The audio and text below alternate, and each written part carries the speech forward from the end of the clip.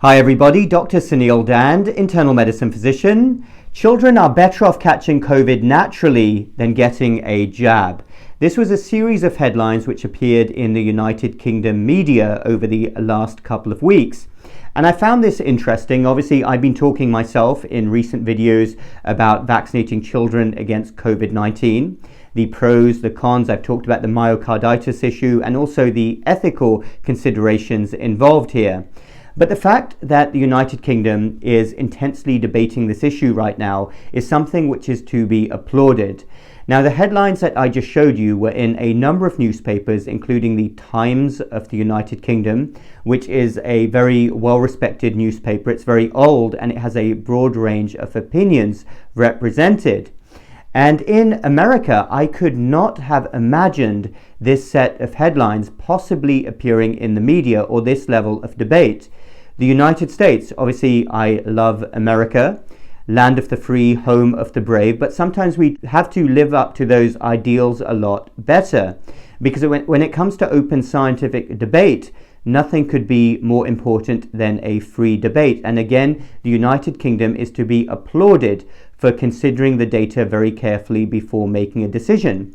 Over the last few weeks, it has looked like it's veering towards not recommending the COVID-19 vaccination in children. And every country is doing this differently and has their own high-level thoughts on this. In Germany, they're only recommending COVID vaccines for children with pre-existing conditions. But the United States right now is one of the few countries in the world which are vaccinating under 18s, who are, by all of the data, a very low-risk group. Most countries in the world are not doing that currently. And don't get me going on some tangent here about the media. I could talk for a long time about that. But the media, as we all know, has really gone down the pan over the last few years. Certain countries, however, are better than others. And I'm sure a lot of people who travel transatlantically have the same experience. But when I am back in the United Kingdom, I learn more from watching the news in one day about what's happening in the world than I would in one whole month of the United States media being in my face. And this is a tragedy for America, and the media in the US really fails the great American public. But anyway, I am done with that rant. Let's get back to the main issue at hand here, vaccinating children against COVID-19. The headlines that you saw were based on what some experts were saying in the UK, and again, it reflects the intense level of debate that is going on over there. And I want to point you towards an article recently in the British Medical Journal, which was looking at the pros and cons of vaccinating children. And it was very well done. And again, it represented a broad range of opinions, which is what science and medicine should all be about. Within the group that was talking about not vaccinating children, saying that this wasn't a good idea to be doing right now, was a certain Dr. Finlay, who is also Baroness Finlay. She's well known in the United Kingdom, and I can actually vouch for her because she was actually very high up in the medical school that I went to, extremely well respected, and her opinion is certainly one that should be listened to. And in terms of my own personal opinion, I have made this clear in previous videos.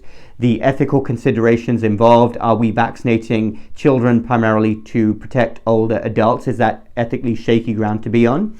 But also more concerning to me is the fact that we are vaccinating rich Western children who are completely healthy when there are literally hundreds of millions of older adults in parts of the world, predominantly poorer countries, who are in vulnerable groups, and they may have to wait years before they're even offered the chance to have the COVID-19 vaccine. Remember the concept of risk stratification. It's almost something that appears to have been forgotten about at times over the last 18 months.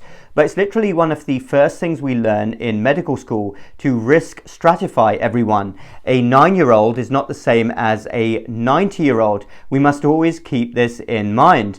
And if we're talking about COVID-19 risk, all of the data so far suggests that children are a low-risk group. Can you have outliers? Yes. Could it be different for children with pre-existing conditions? Yes.